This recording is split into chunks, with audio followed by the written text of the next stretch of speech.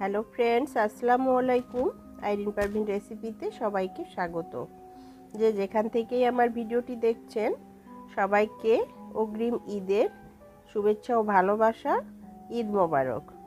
সবাই আনন্দে এবং খুশির সাথে ভালোভাবে ঈদ করুন, এই শুভকামনা নিয়েই আমি চলে এসেছি ঈদের আরেকটি স্পেশাল রেসিপি নিয়ে। কুরবানি ঈদ উপলক্ষে আজকে আমি করে দেখাবো গরুর ভুঁড়ির কালা ভুনা। গরুর ভুঁড়ি অনেক রকম করে রান্না করে খেয়েছেন, কখনো কি এভাবে কালা ভুনা করে খেয়েছেন? এতটাই মজার, এতটাই স্বাদ, সেটা বলে বোঝাতে পারবো না। একবার বানিয়ে খেয়ে দেখলে বারবার বানাবেন। তাহলে চলুন গরুর ভুঁড়ির কালা ভুনাটা কীভাবে বানাবো সেটা আপনাদেরকে দেখাই। ভুঁড়ির কালা ভুনা করার জন্য এখানে আমি গরুর ভুঁড়ি ভালো করে কেটে পরিষ্কার করে ধুয়ে পানি ঝরিয়ে নিয়েছি। এখানে 5 কেজি গরুর ভুঁড়ি আছে। চুলায় একটা প্যান বসিয়ে দিলাম আর এখানে হাফ কাপ তেল দিয়ে দিলাম। 1 বাটি পেঁয়াজ দিয়ে দিলাম। পেঁয়াজটা একদম পাতলা করে জিরি করে কেটে নিয়েছি। পেঁয়াজটাকে নেড়ে চেড়ে ভেজে ব্রাউন কালার করে বেরেস্তা করে এটাকে তুলে সাইডে রেখে দিব। বেরেস্তা ভেজে নেওয়া তেলের মধ্যে দিয়ে দিলাম 3টা তেজপাতা। বড় সাইজের বাটির 1 বাটি পেঁয়াজ কুচি দিয়ে দিলাম। 6টা এলাচ দিয়ে দিলাম। 4 টুকরা দারুচিনি দিয়ে দিলাম। দিয়ে এটাকে একটু ভেজে নেব। সুন্দর একটা ফ্লেভার আসা পর্যন্ত এটাকে ভাজবো। এখানে আমি একটা স্টার এলাচ নিয়েছি, একটা কালো এলাচ, 4টা লং এবং কিছু গোলমরিচ নিয়েছি। এটাকে এই পেঁয়াজের মধ্যে দিয়ে দিলাম। দিয়ে এটাকেও একটু হালকা নেড়ে চেড়ে ভেজে নেব। এটা ভাজলে খুব সুন্দর একটা ফ্লেভার চলে আসে। এখানে আমি মরিচ দিয়ে দিলাম 2 চামচ, হলুদ দিয়ে দিলাম 1 চামচ। দিয়ে এটাকে একটু ভেজে নেব। সুন্দর একটা কালার আসা পর্যন্ত এটাকে ভাজবো। ভেজে নেওয়া হয়ে গেছে। এখানে সামান্য একটু পানি দিয়ে দিলাম। মশলাগুলো যেন পুড়ে না যায় সেজন্য এখানে একটু পানি ব্যবহার করতে হবে। 4 টেবিল চামচ আদা বাটা এবং 4 টেবিল চামচ রসুন বাটা অ্যাড করে দিলাম। দিয়ে এটাকে কতক্ষণ কষিয়ে নেব। মশলাটা কষাতে কষাতে এখানে 3 চামচ ধনে গুঁড়ো দিলাম, 1 চামচ লবণ দিলাম, 3 চামচ জিরার গুঁড়ো দিলাম,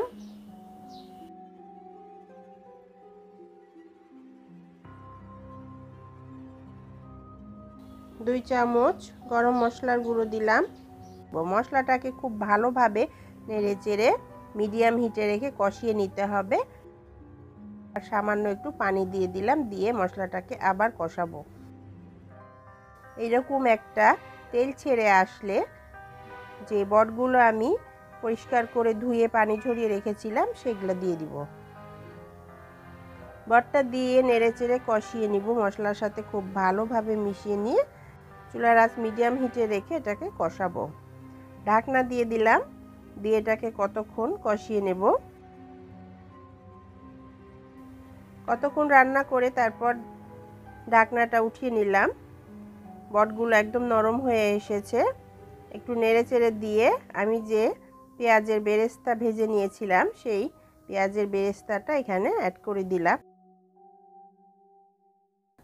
একটু পানি দিয়ে দিলাম। দিয়ে এটাকে আবার কতক্ষণ নেড়ে চেড়ে কষিয়ে নেব। ঢাকনা দিয়ে ঢেকে এটাকে রান্না করে নেব কিছুক্ষণ পর ফিরে আসলাম। দেখুন বন্ধুরা কতটা তেল ছেড়ে এসেছে। এর মধ্যে আমি এই মুহূর্তে 1 চামচ গোলমরিচের গুঁড়া দিলাম। আর একটু লবণ লাগবে তো 1 চামচ লবণ দিয়ে দিলাম। এটা রান্না হতে থাক আর আমি এদিকে একটা প্যান বসিয়ে দিলাম। দিয়ে এখানে আমি হাফ কাপ সরিষার তেল দিয়ে দিলাম। সরিষার তেলটা ভালো মতো গরম হয়ে আসলে এখানে আমি 9-10 টুকরো রসুনের কোষ দিয়ে দিলাম।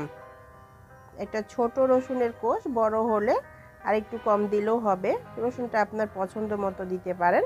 রসুনটা হালকা করে ভেজে নিয়ে একটু সাইডে রেখে একটা বড় বাটির 1 বাটি পেঁয়াজ কুচি দিয়ে দিলাম। পেঁয়াজটাও ভাজবো, রসুনটাও ভাজবো একসাথে। রসুনটা ভাজা হয়ে গেছে, এটা উঠিয়ে নিলাম। পেঁয়াজটাকেও ভেজে নেব। ভাজতে ভাজতে এখানে 5-6টা শুকনো মরিচ দিয়ে দিলাম। শুকনো মরিচটাকেও এটার সাথে ভেজে নিব। এটা ভাজতে ভাজতে এখানে 4টা কাঁচামরিচ দিয়ে দিলাম। কাঁচামরিচের যে মাথা, চিকন মাথা আছে, সেটা একটু ভেঙে নিয়ে দিতে হবে, না হলে পরে কাঁচামরিচটা ভাজার সময় ফাটবে। কাঁচামরিচটা দিয়েও খুব ভালোভাবে ভেজে নিব। সুন্দর একটা ফ্লেভার আসলে আর এরকম একটা গোল্ডেন কালার হয়ে গেলে যে বটটা আমি রান্না করে রেখেছিলাম, সিদ্ধ করে রেখেছিলাম, সেই বটটা এটার মধ্যে অ্যাড করে দেব। আমি যে বটটা রান্না করেছি, তো পুরা বটটা এখানে দিব না, আমি অর্ধেকটা দিয়ে আমি এটাকে কালাভুনা করব, আর অর্ধেকটা এমনিই খাবো। তো অর্ধেকটা বট আমি এখানে দিয়ে দিলাম। দিয়ে এটাকে খুবই ভালোভাবে নেড়ে চেড়ে এটাকে রান্না করব। আর চুলার আঁচ এই সময় একদম লো ফ্লেমে রাখবো, রেখে এটাকে আস্তে আস্তে ভাজবো।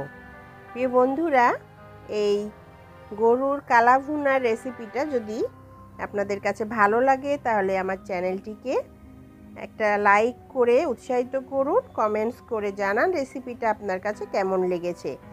আর যেসব বন্ধুরা ইউটিউব থেকে দেখছেন সেসব বন্ধুদের কাছে রিকোয়েস্ট করব একটা সাবস্ক্রাইব করে দেওয়ার জন্য।